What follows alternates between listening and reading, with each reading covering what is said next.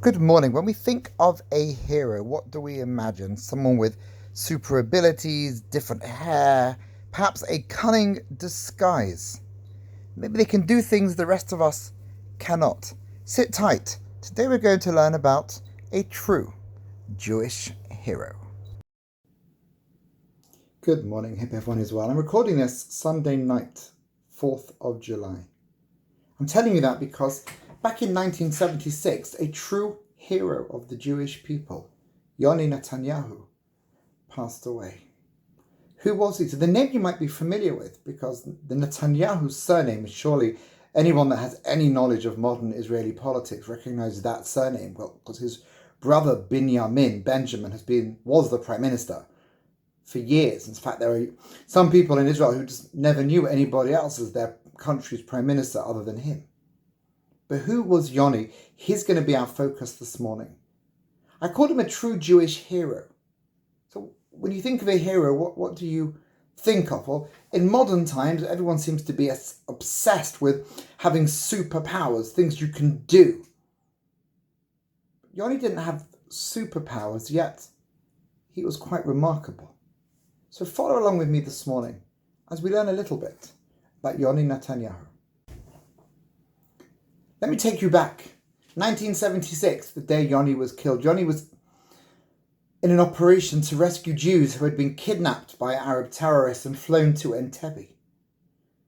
The Israeli government launched a rescue mission, something that surprised the terrorists and intrigued the rest of the world, to fly over enemy countries, to enter an enemy country, rescue your people and bring them safely back home.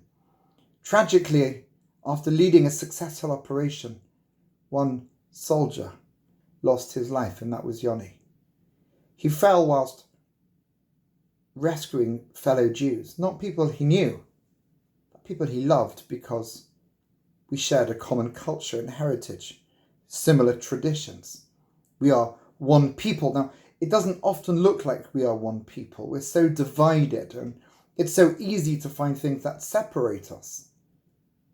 But the spirit that gripped the soldiers who put their lives on the line to rescue others was captured most intensely by the leader of the mission, Yoni, who tragically fell right at the end of the mission.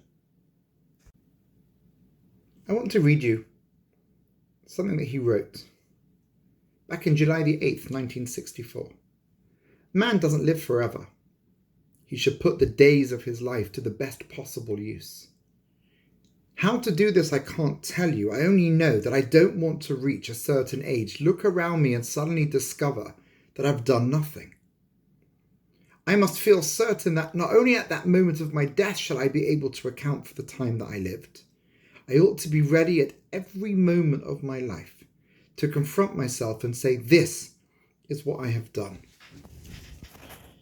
So we're in the final stretch of school.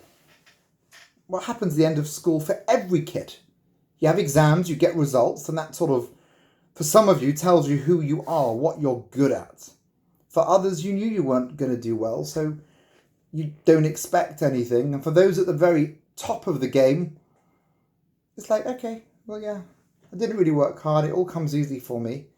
So, whatever. But is that really what it's about? Look what he's, listen to again. I ought to be ready at every moment of my life to confront myself and say, this is what I have done. The other thing that happens at the end of a school year are reports. What do they mean? What are teachers really getting at? And what about those people who the teacher doesn't really know? And yes, there are people in class that you don't know. Okay, this year especially, it's been weird not having lessons all the year, but are you going to really leave someone else to define you? Let's promise ourselves that regardless of exam results, or maybe despite the exam results, or because of exam results, you can tick off whatever definition affects you and applies to you. And whatever somebody else writes in a report about you, you promise yourself, and we should do this in memory of Yoni Netanyahu, that you will define yourself. You will choose things that you will know that your life has been well lived.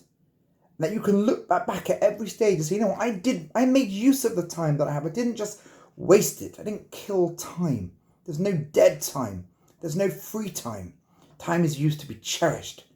Let's listen to the message, one of the messages that Yoni taught us. His life was cut short tragically. Those of us who have the gift of life, we owe it to him to live that life. Have a good day.